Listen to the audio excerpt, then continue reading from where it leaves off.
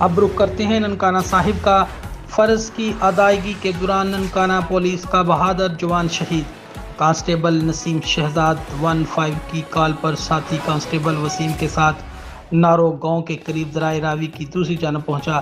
ایک مشکوک مسلح شخص کو دیکھ کر کانسٹیبل نسیم شہزاد اور وسیم نے اس کو رکنے کا اشارہ کیا مگر وہ بھاگ نکلا۔ دونوں جوانوں نے اس کا بھاگ کر تعاقب کیا مگر اس نے دریا میں چھلانگ لگا دی۔ کانسٹیبل نسیم شہزاد نے ملزم کی گرفتاری کے لیے اپنی جان کی پرواہ نہ کرتے ہوئے باوردی دریا میں چھلانگ لگائی۔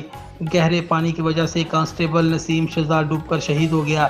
آس پاس کشتی کے ملاحوں، مسافروں اور کنارے پر موجود لوگوں نے نسیم شہزاد کی بہادری کو اپنی آنکھوں سے دیکھا۔ کانسٹیبل نسیم کی عمر 24 سال اور پولیس سروس 3 سال تھی۔ شہید نے لواحقین میں ماں باپ اور 3 بھائی سوگوار چھوڑے ہیں۔ اللہ تعالیٰ روزے کی حالت میں کانسٹیبل نسیم شہزاد کی شہادت قبول فرمائے۔